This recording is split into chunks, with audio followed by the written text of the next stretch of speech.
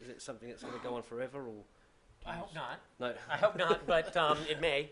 I don't know if we recently worked with a whole bunch of NGOs and put out a report. You can download it and print it. It's on the Greenpeace website. Hopefully, if I can figure out how to use my website, I could post it onto ours as well.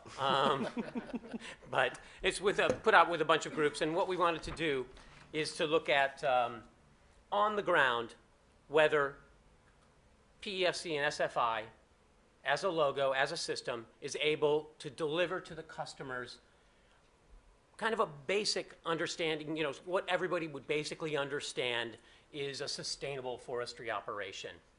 Not all the technical stuff, that we could go into about, various things, but just some simple things like, is it protecting habitat? Is it destroying important habitat? That's one thing. Is it, doing damage to local communities or not respecting the rights of indigenous peoples? That's something very basic. And the third area was, is it allowing for conversion of natural ecosystems into paper plantations, tree plantations for paper? Well, actually, it's not just about paper. Excuse me, it was about all different things. And we found lots of cases around the world where, in fact, all of these issues were happening with a PEFC logo on it. Many cases. And it was in Europe, in Malaysia, in North America, Canada, US, in South America. So it was around the world. And I think our conclusion was, and I'll say what our conclusion wasn't, our conclusion was you can't depend on the PEFC logo to deliver.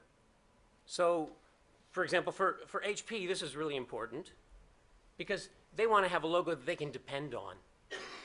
That when it comes to them, they're not going to get in trouble. Because Forest Ethics is going to come knocking at their door, or Greenpeace, or whoever it is, and say, look, you're buying all this stuff, and it's got all of these terrible things in it that people don't want in their products. And I'm sure HP is very sensitive to that. What we did not conclude is that all PEFC is bad. Because not every operation is bad. I always go back to Austria, because I think that's the only country I've never heard a complaint about as far as these kinds of issues. So, but my question is why, I put it out to everybody here who might be working on this, is why is PEFC, why would you want to have a logo, say you're Austrian and you're doing good forestry, why would I participate in a logo, in a certification scheme that I'm sort of subsidizing the bad players, right? So, UPM may be doing a great job around the world, but you have to support the terrible players that are out there, the names of which we know and are getting all kinds of heat. You put that logo on your product, and it's like you're tarred with the same brush as the others. I don't understand why people are doing that, and so take a look at the report. You can see what we have to say about it. Larry, do you want to come in on that? Yeah, it's actually interesting from two vantage points. One is as a consumer or buyer of fiberboard paper, as a user, as HP, as a company. The other is when we talk to our customers to try to help them understand what certification do I want, what certification do I need, and frankly, there's just confusion.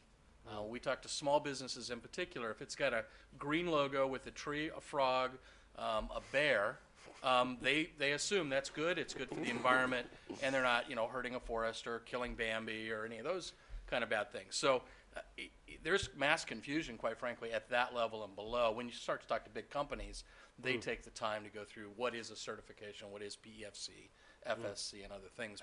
But even there, we continue to see confusion. So this is an area where I think this industry needs to step up, help each other, and come up with some level of standards to help drive this forward and deconfuse it a little bit. Deconfuse it, make it simpler, make it so my mom can walk in and feel good about what papers or what things they are in our buying. The other thing we're seeing a backlash of is printing in general, not just on newspapers, but I'm sure you've seen the emails.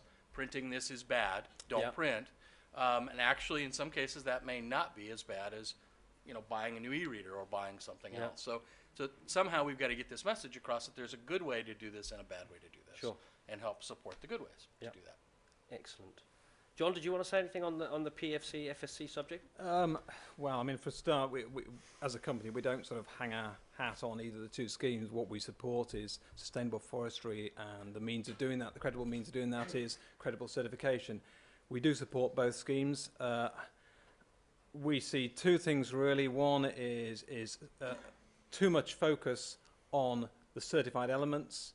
And at the moment, certified forest represents, 10% or thereabouts of world forest. There's not enough focus on the 90%, which is the uncertified portion. So sort of what are we really comparing? Two good schemes which are slightly different as opposed to no scheme at all. The other thing is really I guess the brand of FSC. Huge head start, a lot of support behind it. And from my point of view, there's a lot of talk about PFC hasn't done enough to promote itself, to make itself understandable. I see this as a slight anomaly, really, because actually the promotion of FSC in the early days was actually by the people who were using the logo. It was promoted not primarily through FSC, but by the people using it. And this is sort of a difficulty for PFC. Unless people are willing to support the scheme and promote it and get the products out there, it won't carry the same gravity as FSC. Excellent. Gareth, anything on the certification front? Well, as I say, the printers will be willing to use it. They're reluctant to use it if it means paying more for the paper that they use, and they're not getting more back from their customers. The customers are not willing to pay that premium at the moment, except for in certain areas. If you whack up the price of your product you're selling to one of the major retailers by a fraction of a penny, purely because you're using the logoed paper, then the retailer is going to say no. You know, we're not willing to pay that extra proportion of a penny, even though in all their publicity and all their messaging, they're positioning themselves as you know, they have social policies which are up there and are supposed to be up there. When it comes to the pennies, they decide otherwise. Reality intrudes, I'm afraid. Yeah. Yeah, I just sort of like to observe really that you know, if you look, these labels are one of the tools that consumers can use to make their minds up, and there are a number. I mean, we're awash with them. But I think you have to look at the huge steps that all the partners in the graphic chains have taken to reduce their impact over the last decade. Absolutely huge. It's one of the industries that's had the biggest reduction in impact of any, particularly if you look at the printing processes. You used to go into a printing house and there was chemicals and inks and water and all the stuff lying around, and largely because of electronics and improvements in machinery and tactics, you know, we've seen a huge reduction in impact, absolutely vast. And therefore I get slightly annoyed sometimes by the reason that we have a bad reputation is because stupid things are said about the industry. And some of these things we need is balance, and balance particularly by some of the NGOs. We had an issue last year, I don't know if you remember it, with WWF that invented this printless PDF format. They called it the WWF PDF. I mean, you know, why would you buy something that prevents you from doing things with electronics mainly? You buy things for more functionality, not something taken away.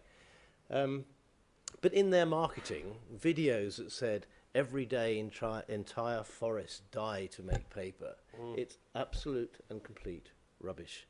And therefore, I just think we need to get balance from all sides in this. That's why we call ourselves two sides. There are two sides of the argument, but both sides have to have responsibility in what they're saying. Pick up on the genuine things that the industry is doing well. Pick them up when it's not working quite as well as it should.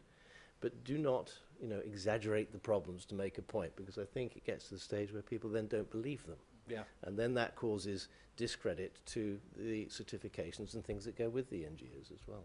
Sure.